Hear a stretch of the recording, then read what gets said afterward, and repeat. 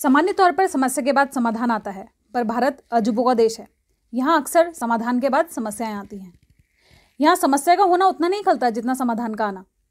समस्याओं और समाधानों की विडंबना में उलझे हमारे देश का एक ऐसा वर्ग है किसान, जो कालांतर से समस्याओं तथा समस्याओं के समाधानों द्वारा उत्पन्न नई समस्याओं से जूझता रहा है और इस प्रकार की समस्याओं की एक अंतहीन कड़ी बनती रही है।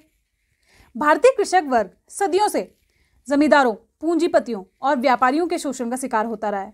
वास्तविकता तो यह है कि किसानों की समस्याओं का कोई रामबाण इलाज सरकार के पास है भी कि नहीं, ये भी नहीं पता। परंतु कटु सत्य है किसानों की समस्याओं का राजनीतिकीकरण।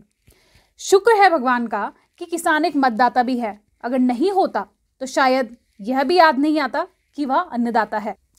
केंद्र या राज्य सरकारों ने समय समय पर किसानों के हित के लिए नाना प्रकार के प्रावधान किए अवश्य, जैसे कि किसानों को व्यापारियों की मनमानी और शोषण से संरक्षण देने के लिए 1950 के दशक में कृषि उपज बाजार समिति APMC का गठन किया गया, जिसके अंतर्गत किसान अपने उपज को सरकारी लाइसेंस धारकों के माध्यम से व्यापारियों को बेच सकते हैं, जो व्यापारियों के द्वारा शोषण की समस्याओं को खत्म करने के लिए सुनिश्चित करता है। लेकिन समस्याएं किसान की थी, भला खत्म कैसे होती? इस समाधान ने नई समस्याओं को जन्म दे दिया। लाइसेंस धारक जो किसान और व्यापारियों के बीच बिचौलियों का काम करते हैं, अब वो किसानों का शोषण करने लगे। किसानों के पास अपनी उपज को बेचने के अधिक विकल्प नहीं थे। या तो वो अपनी उपज APMC की मंडी में बिचौलियों को बेचे या सीधे सरकार को बेचे, जहां सरकार उन्हें न्यूनतम समर्थन मूल्य MSP का तथाकथित आश्वासन देती है, क्योंकि वहां भी किसानों को सरकारी कर्मचारियों के भ्रष्टाचार का शिकार होना पड़ता है।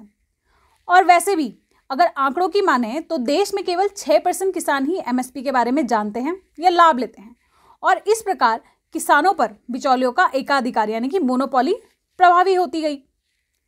किसानों की इस पीड़ा का निवारण ढूंढते हुए केंद्र सरकार ने एक नया विधेयक बनाया, जो कृषि विधेयक 2020 के 3 विवादित बिल के रूप में काफी सुर्खियों में है। हालांकि यह विधेयक पूरी तरह से किसानों की मूल समस्याओं का निवारण और उनके वाणिज्य के आधुनिकीकरण की दिशा में बल देता है, पर जैसे कि मैं बात कर रही हूँ कि किसान की तत्कालीन समस्याओं का समाधान भविष्य के नए संभावित समस्याओं का जनक बन जाता है।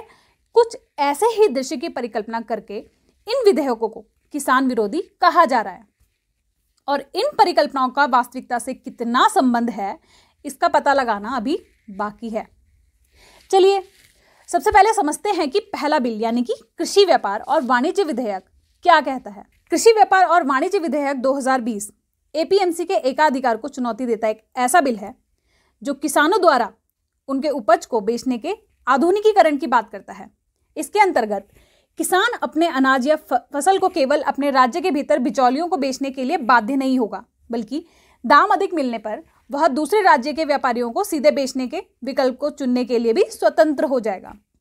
और व्यापारियों द्वारा खरीदने को बढ़ावा देने के लिए राज्य सरकारों द्वारा वसूला जाने वाला कर लेवी भी निरस्त करने की बात करता है, जो सीधे तौर पर राष्ट्रीय स्तर के व्यापारियों को किसी भी राज्य के किसानों से उपज खरीदने के लिए आकर्षित करता है, जो कहीं ना कहीं फसल के व्यापार के क्षेत्र में सुगमता लाकर स्वरोजगार को बढ़ावा देता है, जो निश्चित रूप से किसानों के वर्तमान शोषण को काफी हद तक कम करने की दिशा में प्रभावित करेगा। अब यहाँ किसानों के साथ अन्याय होने वाली बात क्या है? आखिर क्यों किसान इसका विरोध कर रहे हैं? और विरोध करने वाली बात भी है तो केवल पंजाब और हरियाणा में ही क्यों? इन बातों पर मैंने बहुत गौर किया और शोध किया और पाया कि 2 राज्यों में मामला कुछ और ही है। जो असल किसान है वो तो इस विधेयक को समझते तक नहीं है। सच्चाई तो यह है कि किसानों के लिए जो विधेयक उचित और लाभदायक है, वो असल में बिचौलियों के लिए आपत्तिजनक है तथा उनके भ्रष्ट तरीकों से खरीद पद्धति के खिलाफ है।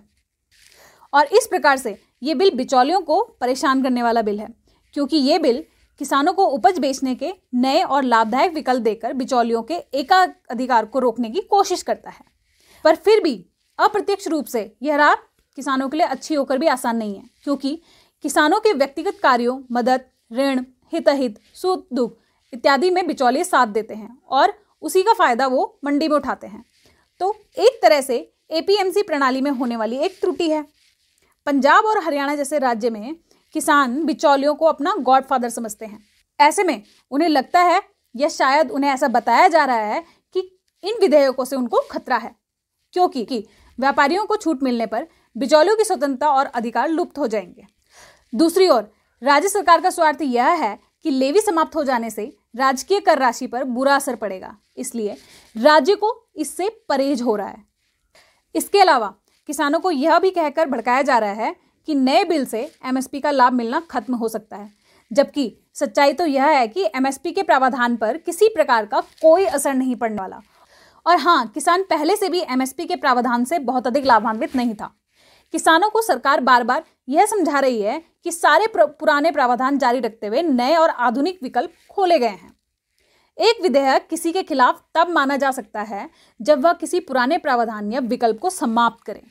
एक बिल जो सभी वर्तमान नियमों के साथ साथ नए विकल्पों और अवसरों को शुरू करने की बात करता है, वह असंगत कैसे हो सकता है? दरअसल पंजाब के बिचौलिए तथा तथाकथित किसान जो छोटे किसानों की उपज को सस्ते भाव में खरीदकर मंडी में संप्रभुता बना चुके हैं, उन्हें यह बिल आपत्तिजनक लगता है। उत्तम से उत्तम समाधान में भ्रष्टाचार अथवा भविष्य से जुड़ी त्रुटियां संभव हैं। अगर एक लकड़ी के फर्नीचर में दीमक लग जाता है तो उसका तात्पर्य बिल्कुल नहीं है कि लकड़ी खराब है, बल्कि लकड़ी को सही परिस्थितियों में रखना जरूरी था, जो नहीं किया गया। और ऐसे भविष्य की संभावित समस्याओं को बताकर आम और छोटे किसानों को गुमराह करना बिचौलियों के हित में है। इतिहास गवाह है कि किसानों के लिए बनाए गए किसी भी नियम या कानून से किसानों को वो लाभ नहीं मिल पाया जिस उद्देश्य से वो नियम विशेष लाया गया हो। किसान की ना तो चित होती है ना ही पट, यानी कि किसान समाज का इतना पिछड़ा वर्ग है कि उसके लिए कोई भी कानून बना दिया जाए वो शोषण का शिकार हो ही जाता है। हालांकि इस बात की गारंटी नहीं दी जा सकती कि इस समाधान या प्रावधान में अब कोई समस्या नहीं आएगी। इन समाधानों में भी समस्याएं उत्पन्न जरूर हो सकती हैं, लेकिन केंद्र सरकार द्वारा लाया गया यह समाधान केवल उनकी नई समस्या है, यही बात किसान के मन मस्तिष्क में हावी हो गई है। यथास्थिति रातों रात बदल कर रख दी जाए यह तो संभव नहीं है।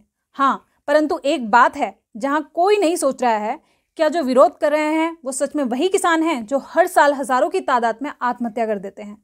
क्या ये वही किसान हैं जो बेचारे बिल या विधेयक का अंतर नहीं समझते? क्या ये वो हैं जिनका रात को चूल्हा नहीं जलता और ट्रैक्टर जला रहे हैं? नहीं साहब, ये वो हैं। जब आप गाँव में इंटरनेट की बात करते हैं तो हम भूल जाते हैं कि इनके पास फ़ोन भी है या नहीं। जब आप किसान के लिए डीडी चैनल खोल देते हैं तो भूल जाते हैं कि इनके पास टेलीविज़न भी है कि नहीं। जब हम स्मार्ट सिटी की बात करते हैं तो भूल जाते हैं कि किसान गांव में रहता है भाई, शहर में नहीं। सरकार कोई भी हो, ये वो हैं जिन्हें आज़ादी के 73 वर्ष बाद भी अपने सही और गलत का फैसला करना नहीं आता। जब आप बिल बनाते हैं तो उन्हें पढ़ना तक नहीं आता। नया बिल अच्छा है या बुरा, इस पर असली किसान के अलावा सब बात कर रहे हैं। बस नए बिल के साथ नई सोच भी चाहिए, और तब तक बदलाव करते रहना होगा जब तक कि ऐसा दिन ना आ जाए कि किसान के बिल पर किसान ही बात करे, किसान ही राय दे और बस किसान ही फैसला करे। धन्यवाद।